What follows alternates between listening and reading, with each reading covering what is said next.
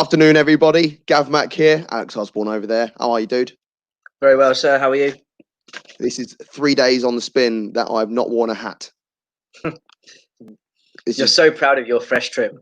Unprecedented territory for me right now. It is the weekend review with myself, Mack, Alex Osborn, two at top. Just before I go into any games or anything, I just want to say a big thank you to everybody who got involved on Saturday's watch-along, Wolves versus Arsenal. Over 2,500 views across social media, both Facebook and YouTube. So big support there. Thank you very much. And if you don't know already, you can follow us on all social media at Top Football. On everything, Facebook, YouTube, Twitter, Instagram. Yeah, exactly. Appreciate it, everybody. Thank you very much. Thank you very much. So yeah, let's talk about yesterday's games. Why the hell not? There was a couple of shock results in there. There's a couple that we sort of expected. Let's start with Alex Tipster Osborn's first prediction correct. A clock is right twice a day, mate. I should say a broken clock is right twice a day, mate. Let's not go down these setting up a Facebook page called Alex Tipster Osborn. No, not quite yet. Burnley won, Sheffield United won. I thought it was going to be a tight one. Sheffield United win 1-0. Harrell thought it was going to be a close one. Burnley win. You were like straight in, nope, draw. Bosh. Tarkowski and Egan. I just think the way that both teams are set up, okay, they want to play it tight. You look at the table. You look at Sheffield United. I mean, they've only scored 34 goals all season. I think they've got a positive. They've conceded only 33 as well. So that tells you, no matter who they play, whether it's a big club or a small club, it's a tight game. And Burnley don't score. They've only scored 37 goals themselves. So it was never going to be a high scoring game. And I just always saw it being as a draw. Though for a second there, well, I say for a second, for a long minute, Burnley were in the lead for quite some time, wasn't it? And it was a lovely finish from Egan to get the Sheffield United goal. Mate, the techers on that was unbelievable. What position does he play? What position is he? He's a fullback. He's a fullback. Yeah, I didn't think he was a midfielder or a striker. What I love about it is that is come across him and he's hit it on the half volley. Literally, as it hits the ground, he's put his foot through it with his right peg, and it's gone. I'm not saying it's anywhere near as good as Di Canio's, because Di Canio's was like a scissor kick sort of thing, but the technique using your wrong foot, you meant to be going your left foot there, and he's blasted it top. Almost like the outside, it's kind of hit it outside-ish of his foot, isn't it? And it's just, like an arrow straight into the top corner. It wasn't a great game though, so I don't really think there's much more to talk about this game. It was a tough game to get through. I know Burnley was It was a tale of two set pieces, wasn't it? Burnley scored from a set piece, really, and so did Sheffield United. Both in very different manners, though. I like the way Sheffield United. Who was it who flicked it on to Egan to score? That was Sharp. Yeah, so plenty of experience there, Billy Sharp. Nicely done. Whether that was worked on the training ground or not, if it was, then fair play to Sheffield United for executing it actually in the game. But yeah, what's his name? Ollie McBurney kind of lost Tarkowski, didn't he, at the back post there for Burnley's goal. And then they were trying to look at a hint of VAR for offside, but it was not offside. Come off it, yeah, bore off. That would have been scandalous even for them. West Ham have dropped more points from winning positions than anybody else in the Premier League. So when they went 1-0 up in this 2-2 draw, it was almost inevitable that they weren't going to go ahead and win the game. They've literally, that's now 24 points dropped from winning positions. Disgusting, isn't it? It's... What did we say? Was it on Saturday that Wolves and Arsenal are amongst the two who've gained the most points from losing positions in the Premier League, or two of the most? West Ham, obviously, conversely, the team that have lost the most from winning positions. I imagine Aston Villa would be quite up high. Villa knocked them out of there. Maybe it just highlights a lack of concentration, a lack of fitness.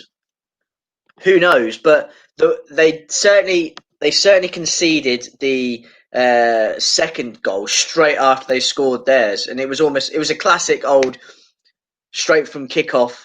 You're most vulnerable. as a defensive side, and they kind of stood still like statues, expecting the offside flag to go up. It didn't. It rightly so, and it was a good goal there from Shelvey. Thomas Souček, though, where's he come from? Yeah, right. I had to say, Tom, right, you know me. Well, we know everyone knows, but like, our football knowledge sort of thing is pretty strong.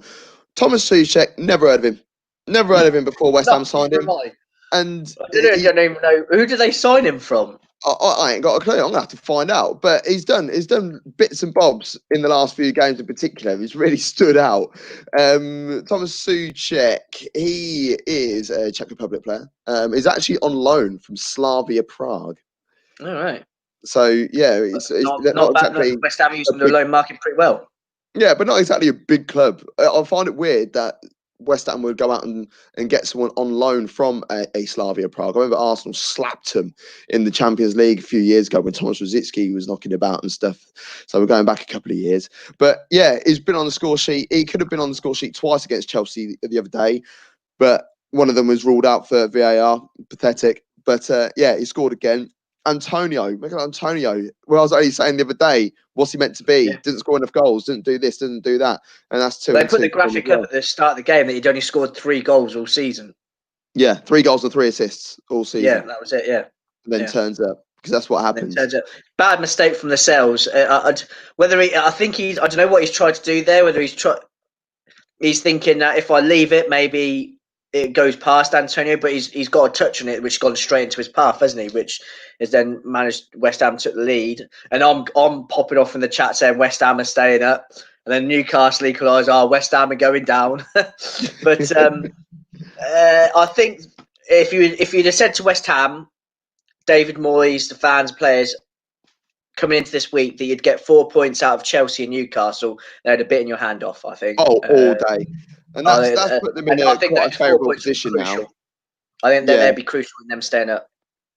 That's put them in a more favourable position now to stay in the Premier League for sure. Yeah. Especially we're going to talk about Villa in a second, but West Ham now they're getting away from the drop zone. There's 5 games left. They're in 16th place. Yeah, they're only 4 points clear of Villa in 18th. Exactly. It's especially when you consider their running as well. I mean, the only side that they'll probably fear out their running is Man United. All the other games they play 3 of the bottom 4. Yeah, they play 3 of the teams below them out of their last 5 games. So, West Ham would be looking at this thinking, right, okay, we can get another probably 4 points. We'll stay up. I don't even think they need 4 points, mate. I really don't, because Villa just can't buy a victory at the moment. Look, Liverpool are Liverpool. You know, they've just won the title. Yes, they just come off the back of a hiding to Man City, but at the end of the day, Liverpool are able to drop players and still be super strong, and that's exactly what they needed to do. Villa, they had a couple of opportunities, but they didn't really put that much pressure on Liverpool. I've got a bone to pick with a Villa player, Trezeguet. He was so wasteful yesterday. Yeah. Villa had a couple of really promising positions. They actually, we've got to give a bit of credit to Villa for the way that they had their game plan set up to counter Liverpool yesterday. As in, that's what they were doing. They were countering Liverpool. They were making it hard for them to get their normal fluency in and around the box. Maybe that's because Divock Origi was playing and Firmino wasn't, and he wasn't. Divock Origi is not quite the link player that Firmino is. Yeah, doesn't know how to come deep and try and create something, does he? Exactly. He's more of a spearhead, isn't he, Origi? And so maybe from that point of view, but Villa counted perfectly on I could think of 3 or 4 different occasions where they were running at the back line of Liverpool, and it was like they had the numerical. It was like 4 on 3 or 3 on 2, and Trezeguet had a couple of those where he was the ball carrier, so he was the one who had to make the decision whether to make the right pass to then set somebody free, and he screwed it up every single time, and I was getting so frustrated with him. So I can't imagine what it would have been like for Dean Smith, the coaching staff, and then also the players alongside him, because Villa really should have capitalised more on some of those positions that they found themselves in when it was 0-0 as well. Yeah, Mane's got the opener.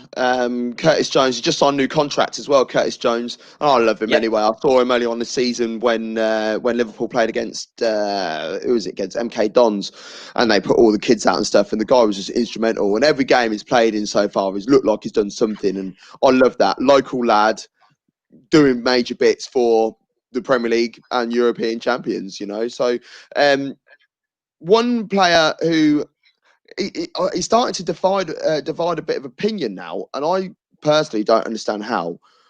Bobby Firmino, he still hasn't scored a goal at home this season, and people are starting to get on his back because they're saying, "Oh, Mason Greenwood scored more goals than him," and whoever, like all these different players that have scored more goals than Bobby Firmino.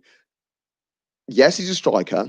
Is it important for him to score goals, or that sounds really cliche, but it's true. Is it really important for him to be scoring goals? I mean, he does have to contribute in terms of goals, but when you look at the way that that Jurgen Klopp wants his front three to operate, it's clear that he wants his main goal scoring threat coming from Mane and Salah each side of him, because Firmino is the one who draws defenders, leaves space in behind for him then to hit them with the through ball, them coming from their runs from out to in to come onto that. So, yeah, it's all well and good, and don't get me wrong, Mason, we've said this show very recently, Mason Greenwood looks like a very frightening prospect, right? But Mason Greenwood in this Liverpool side wouldn't be playing where Firmino is playing. He'd be playing on either wing, because that's how Klopp would use him. You could think of Firmino more of your Bruno Fernandes kind of, if you want to make a comparison to in the Man United team. Yeah, he's so important what he does. Yeah, I see why people are having a go at him because he hasn't scored at home. Yeah, that seems a bit strange as your number 9, but at the end of the day, Liverpool won the title. They've won every single home game this season. Exactly. What more do people want? Because people go, oh well, he should be chipping in with like 10, 12, 15 goals.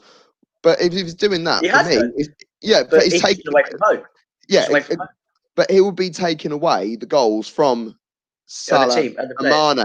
Yeah. When people always just go, oh, you need to sign a 30-goal a season striker. No, not necessarily, because getting a 30-goal a season striker doesn't mean you're going to score 30 goals extra a season. It's going to be distributed in a different way. And what, as you said about Firmino, what he does, he draws defenders out. So therefore, it allows Mane and Salah to go off and do their own thing. He doesn't get many assists because what will happen? The ball will come to him. He will then squeeze it to Mane. And then Firmino's run will completely baffle the defenders. Mane will squeeze it to space. Yeah, Mane will square it to Salah. Salah scores. So Firmino won't get the credit for the assist or the goal, but his work rate and everything that he's contributed makes him probably one of the most valuable players at Liverpool. I think is very important, the work that he does. We did mention Man City because Man City they messed up a little bit yesterday. I say they messed up. I sort of rate what McCarthy was doing between the sticks, but Che Adams scored his first goal of the season yesterday. It was so instinctive in the 1-0 win for Southampton over Man City. But what the hell is Ederson doing? Well, I wouldn't necessarily have a go at Ederson here. City have got the ball. Excuse me. City have got the ball just inside their own half, okay, and they're on the possession, and they'd have been in this situation millions of times over the past 3 seasons that Pep's been in charge, right? And Pep wants his goalkeepers to be involved in the build-up, okay? So with all of that, Ederson's position is probably where he's been in that situation all the time, right? I can't remember who loses the ball, who's the one who gets tackled for City, and it's gone to Che Adams, and he just happens to be in the right place. And we've got to give all the credit in the world for him, because he's hit that first time, and it's not a case of he's done the chip. He's actually done. He's put a bit of curl on it, hasn't he? Yeah, it's It's angled almost like he's hit a long, deep free kick from like. Do you know what I mean? From like the sideline, trying to get into the box. He's gone that kind of style, and it's beautifully done. Because he's quite central to the goal when it happens, but the amount of curve on it looks like it's sort of curled right around, as if you're right. It's sort of like a long deep ball into the box sort of thing, like an outswinger. I've got to say though, that was Man City's 9th defeat this season in the league, and I think it's more than Arsenal. Well, it is. It is more than Arsenal, and also here's the other thing as well. I think it's more than twice the amount of games that Pep has ever suffered in a league season.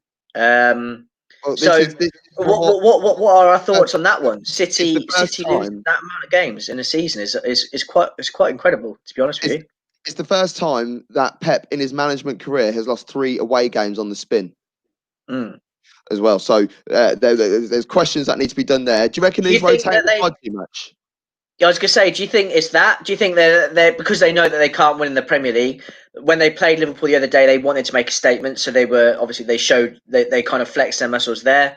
And then now that let's say the other games don't really matter that much to them, because they know they're going to finish in the top 4, and they're waiting to hear back from that appeal, isn't it? Yeah. Ban. But also they're really just going to focus on the FA Cup, and then when the Champions League comes back around, focus on that as well. I've got a feeling it might be that, but that doesn't excuse the losses earlier in the season, though, does it? No, it doesn't. When you're losing to Norwich and you're losing to Wolves, no offence to Wolves, because we all know Wolves are a brilliant side, but one of those games they were 2-0 up in it, and the other game which they lost at home against Wolves, it was 0-0 after 80 minutes. So you expect City to be scoring goals before then. I think it's a lot of complacency. I think sometimes they walk around with so much swagger that they think that all they have to do is turn up to get 3 points. And I think that was another thing today. When Southampton, their away form, Southampton's away form has been what's been carrying them. Their home form has been good, but not as good as their away form. So I think Man City just thought, we'll just turn up here and we'll get 3 points and we'll just crack on with the rest of our day. Yeah, I mean, looking at the table, Man City have scored 81 goals this season in 33 games, which is nearly 3 goals a game, which is incredible. Yeah. But they have conceded 34, which for a title chasing side, it's not really good enough, to be honest with you. It's more than a goal a game. And, on the off chance some of your players, you have the game like you did yesterday, where Man City dominated that game. I mean, McCarthy had to be man of the match. I don't know who got man of the match, but he was the one that stopped basically Man City from winning that game. And when you've got quite a leaky defence, or when you can get at them and you concede a goal like you do, it's going to be a recipe for disaster. And it's going to be interesting how they fare in the Champions League when they come back for that. If sort of against better sides, are they going to be able to get at City more often? And I think that could potentially happen. Yeah, for real. Games are happening this weekend. We're going to be back on the air on Wednesday to review tonight's game and Tuesday's games. But let's have a look at tonight.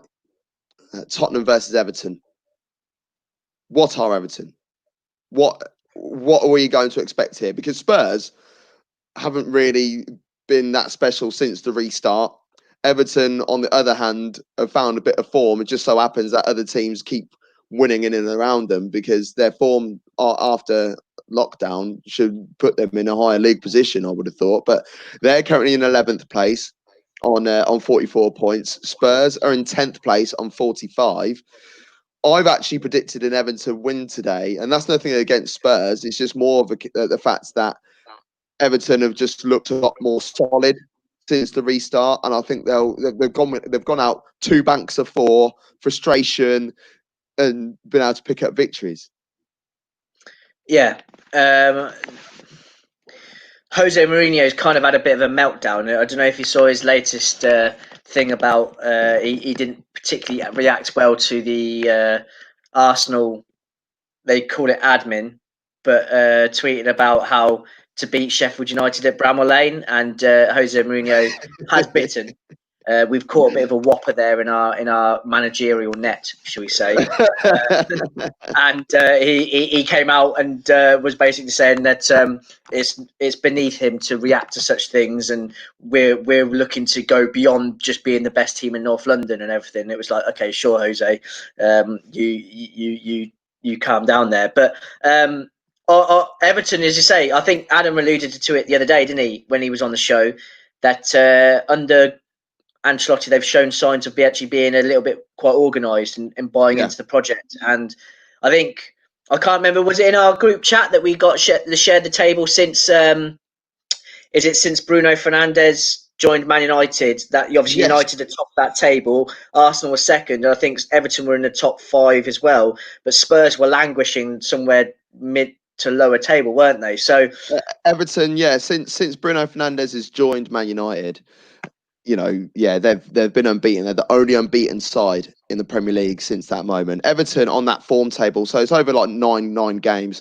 Everton are 8th place, 4 wins, 2 draws, 2 defeats, but they're winning games where they would normally draw.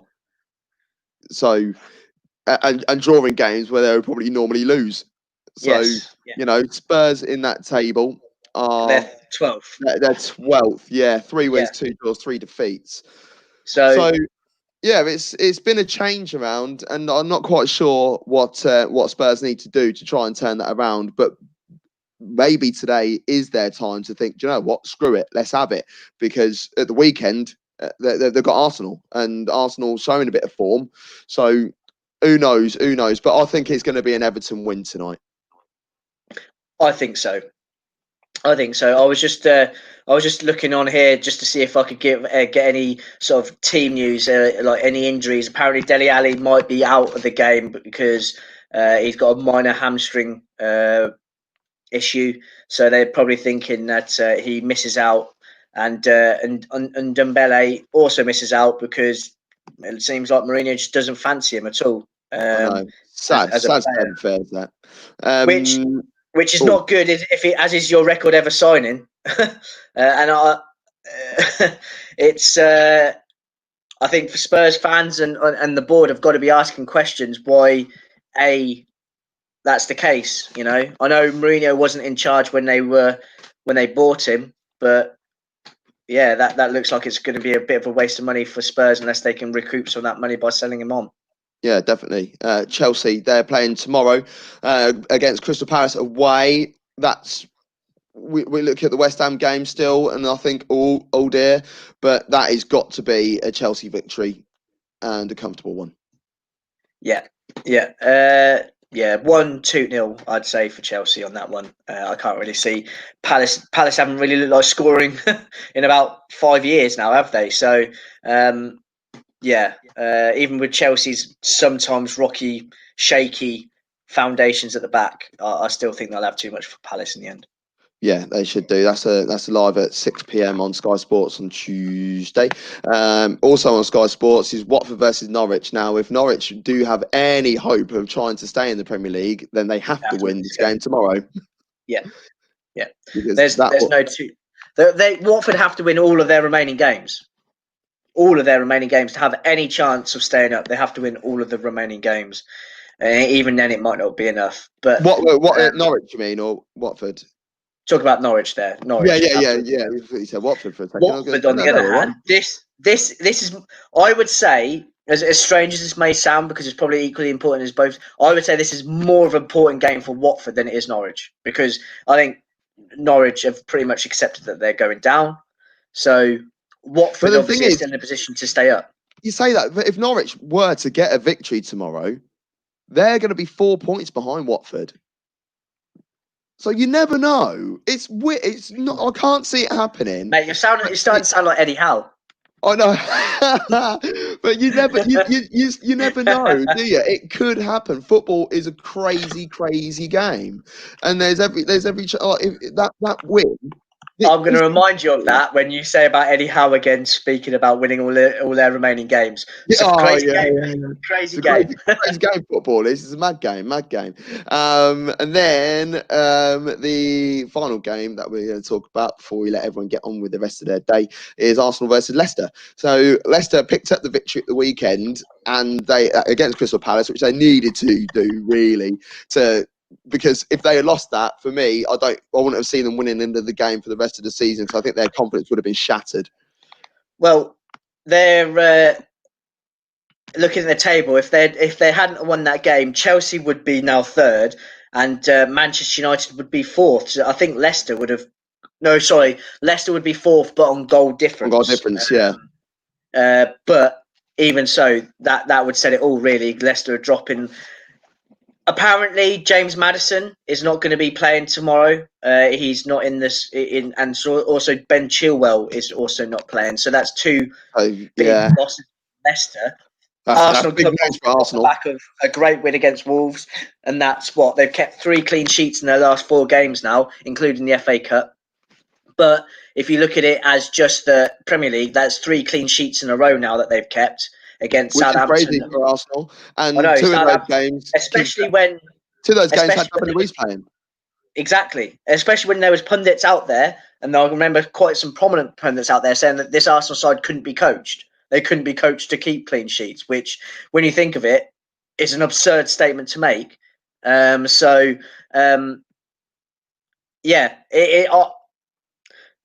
want to try and say this with my head without going into my heart, but I think that Arsenal will win this game, actually. Though I have been saying for the last 3 or 4 games that Arsenal won't win, and they have been, so I'm going to say Leicester win in the hope that I'm wrong. Yes, that is exactly the way to do it. As I said before the show, and during the show, and after the show, you can see all our social media links coming down the bottom of the screen.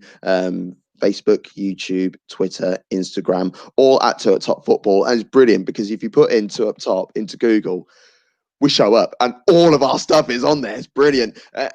If you haven't got time to listen or watch the show, I should say, you can listen to it, anchor.fm, or on every single major podcast site. You'll be able to hear us back as well. So from myself and Alex Osborn, we'll see you on Wednesday. Ta-ra.